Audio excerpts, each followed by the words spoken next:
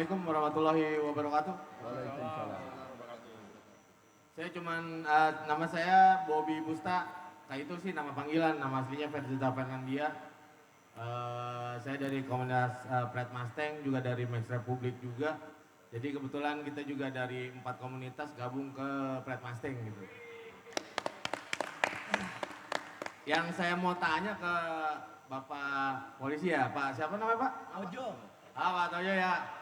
Jadi gini Pak, saya juga sering merhatikan di jalan gitu. Ketika ada ambulan ya, tadi kan ada ambulan itu mereka nggak kasih jalan. Kalau saya bisa buat mengatur itu berhak atau tidak Pak? Terus itu diperbolehkan apa tidak? Tapi tidak memakai sirine atau tidak memakai lampu rotator, itu aja sih. Cuman saya sih sering soalnya di jalan ketemu ambulan, saya cuma ketok kaca mau kemana ya kan, daerah Pondok Indah itu kan macet Pak. Saya ketok mau kemana, kebetulan saya mau ke Lebak Bulus, dia mau ke arah Fatmawati, jadi begitu pas di Lebak Bulus, saya lurus dia ke kiri gitu. Cuma itu aja sih pertanyaan saya Pak. Makasih Pak. Assalamualaikum warahmatullahi wabarakatuh. Terima kasih Mas pertanyaannya terkait dengan ambulan tadi ya.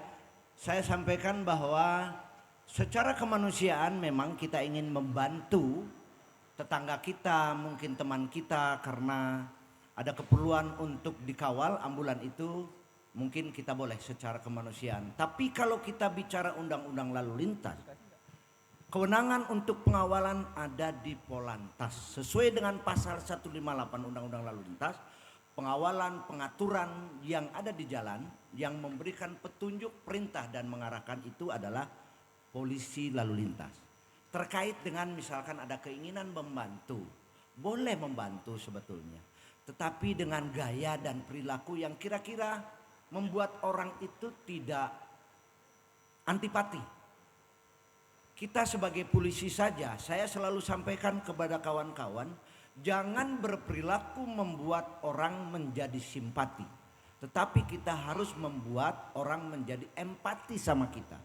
Jangan membuat berang ketika kita melintasi sekalipun kita mengawal.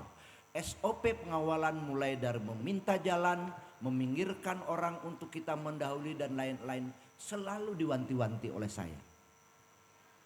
Kemudian kita bicara dengan para, apa sebutannya itu yang pengawal-pengawal itu ya? Escort. Ya. Kapan mereka mendapat pelatihan pengawalan? Kapan mereka mendapatkan SOP pengawalan? Yang kita lihat selama ini arogansi justru yang muncul dari dia. Mau memakamkan, mau mengirim orang ke rumah sakit dan lain-lain. Untuk itu sampaikan kepada saudara-saudara kita yang butuh untuk pengawalan, sampaikan ke polisi terdekat. Yakin saya sudah menyampaikan kepada seluruh polsek yang ada di Jakarta, ketika ada yang masyarakat meminta untuk melakukan pengawalan, respon. Kemudian diteruskan kepada satuan yang lebih tinggi polsek ke Polres. Kalau Polres tidak mampu maka Polda yang akan mengawal. Masyarakat ini kan tersebar di berbagai wilayah. Kepolisian itu kan mulai dari pospolnya, kemudian polseknya ada di dalam. Syukur kalau kemudian Mas Aryo, Mas Bobi ya. Nah, Mas Bobi kenal dengan Kasat Patwal Polda Metro Jaya yang mau dikawal, langsung telepon AKBP Ojo gitu. Jangan membiarkan motor atau orang yang tidak pada haknya diberikan jalan untuk melakukan kegiatan di luar daripada tanggung jawabnya. Ya. Oke, terima kasih Bapak yang telah menjawab pertanyaan dari Bobby Busta.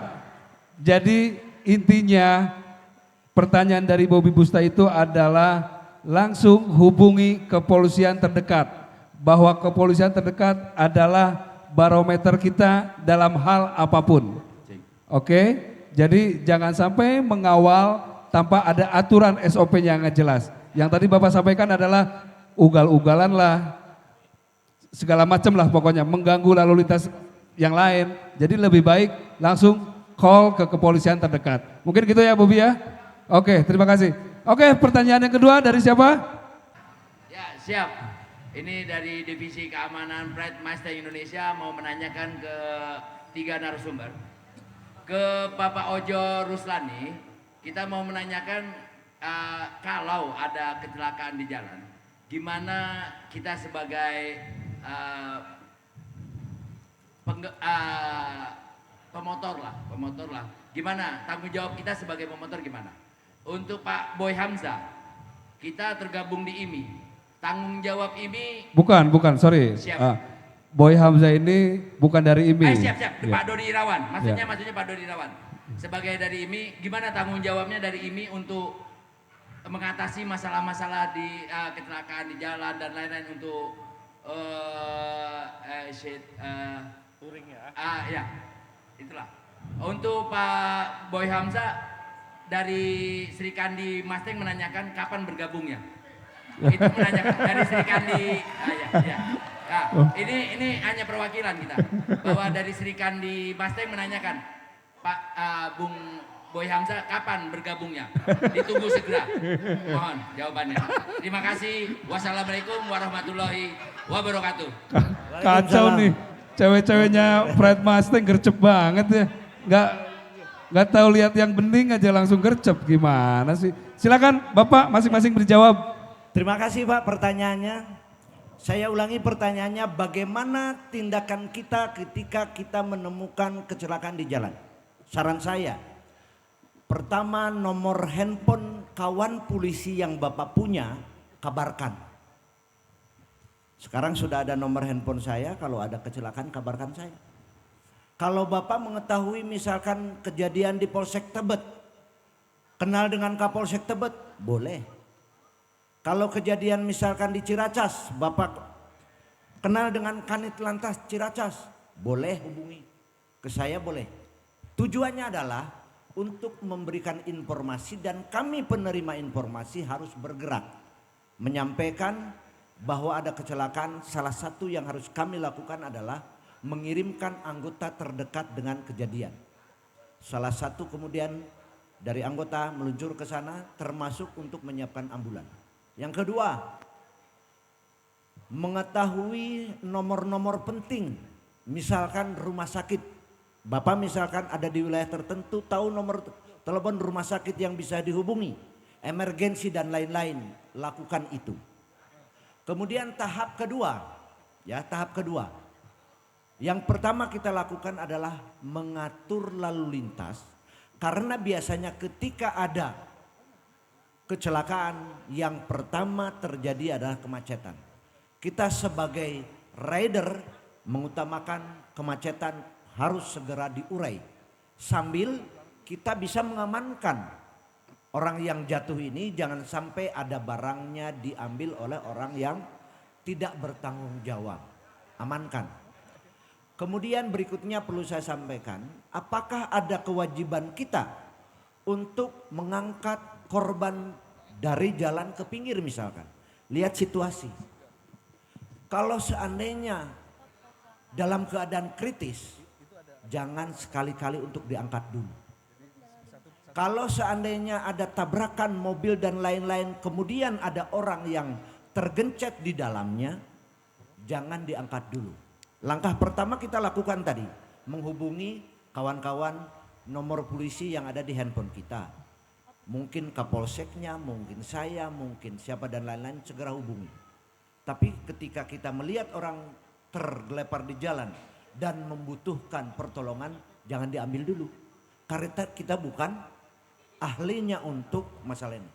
Jangan sampai karena kita tidak tahu kemudian mengangkat korban, yang posisi tulangnya tadi masih benar, kemudian diangkat kita ternyata menjadi berubah dan menjadi fatal, itulah yang kita khawatirkan. Kita lihat situasi di jalan Pak.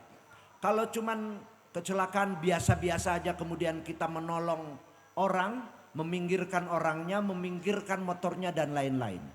Tapi ketika di luar kemampuan kita untuk mengamankan orang, mengamankan kendaraannya, lebih bagus hubungi polisi rumah sakit terdekat.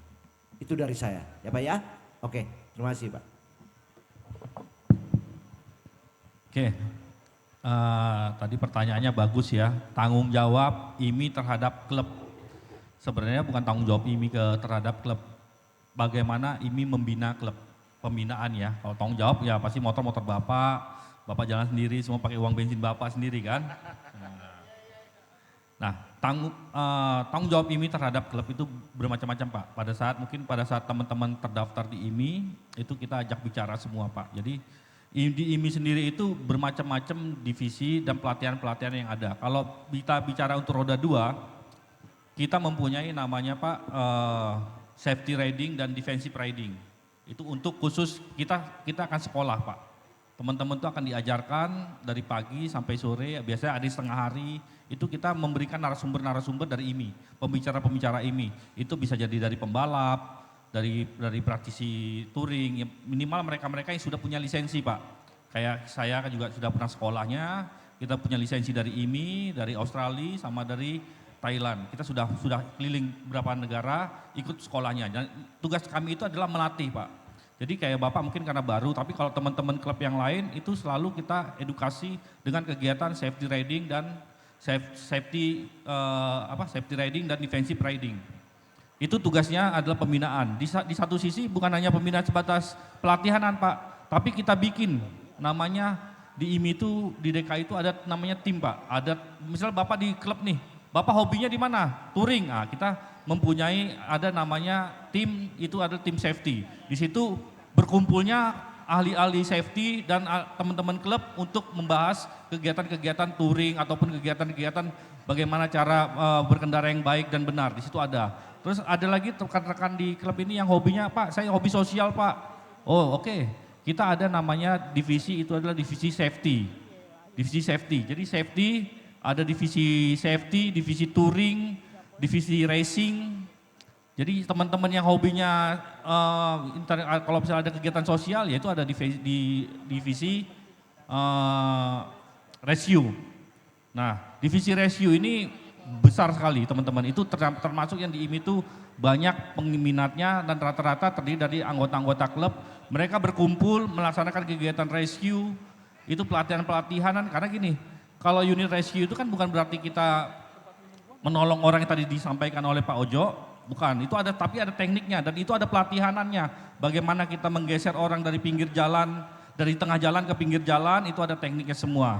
Nah itu ada sekolahnya di IMI, itu ada trainingnya. Nanti misalnya teman-teman tertarik nih, yang tadi dibilang Bang Bob ya, masalah pengawalan segala macam lampu, emang di IMI tidak pernah diizinkan itu. Lampu, strobo itu tidak boleh, tapi bagaimana kita membantu orang di jalan itu ada namanya timnya, tim safety, nanti bisa bergabung, di situ ada sekolah-sekolahnya. Jadi tidak sebatas teman-teman ikut klub, selesai daftar di IMI, selesai enggak. Tapi di situ masih banyak pembinaan yang bisa diambil. Ibarat kata kalau kuliah itu kejuruannya lah. Mau kejuruan safety, mau kejuruan rescue, mau kejuruan racing. Misalnya hobi di balap, bagaimana main di balap. Nah itu ada tekniknya, ada sekolahnya juga. Nah itu ada semua di IMI. Dan teman-teman kalau ke IMI itu ya mampir. Silakan mampir ke kantor IMI. Karena IMI itu kami ini sebenarnya pelayan kalian. Memberikan edukasi, pencerahan. Jadi kalau banyak klub itu biasanya kalau ketuanya ganti, putus hubungan dengan IMI. Tapi kalau teman-teman yang bisa mampir, menjalin komunikasi, jadi rata-rata hanya ketua yang mampir, pengurus yang mampir. Saya berharap anggota-anggota juga bisa mampir di kantor IMI dan di sana kita welcome lah. Di sini juga banyak teman-teman dari yang sering ke kantor IMI juga banyak. Tadi saya lihat ada orang rescue juga, ada Mbak Tin dari rescue, ada orang safety juga. Ya saya berharap ya bisa berkomunikasi. IMI selalu membuka tangan untuk teman-teman, membantu teman-teman. Intinya untuk kegiatan-kegiatan touring. Pak kita mau touring Pak, jangan dadakan juga, minimal 1 minggu mau kegiatan touring klub, kasih tahu ke kita akan bikin surat jalan, kita akan bantu untuk dalam perjalanan Anda supaya lancar, bagaimana mengedukasi juga teman-teman supaya touring itu pada saat touring itu seperti apa. Itu ada semua, pada saat kita melampirkan surat itu Anda bertanggung jawab terhadap keselamatan teman-teman Anda, keselamatan pengguna jalan, itu harus diperhatikan. Mungkin dari saya sekian, nanti kita bisa diskus lagi, tambahin. Ini salah satu plakat dari Pride Mustang Indonesia buat Bapak Kepolisian.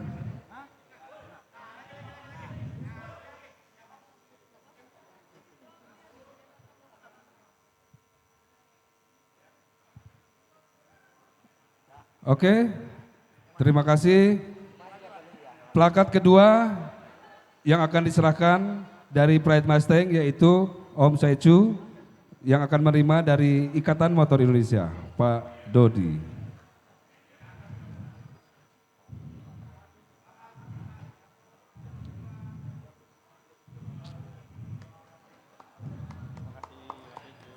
Plakat yang ketiga yang akan diserahkan dari Om Jarod yang akan menerima yaitu Boy Hamzah.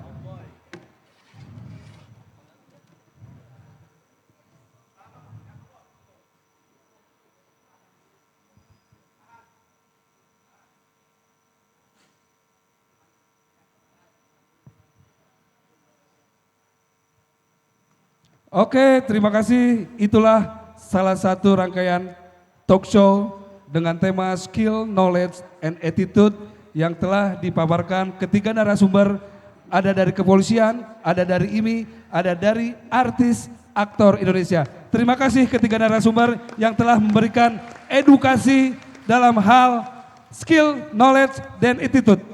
Terima kasih.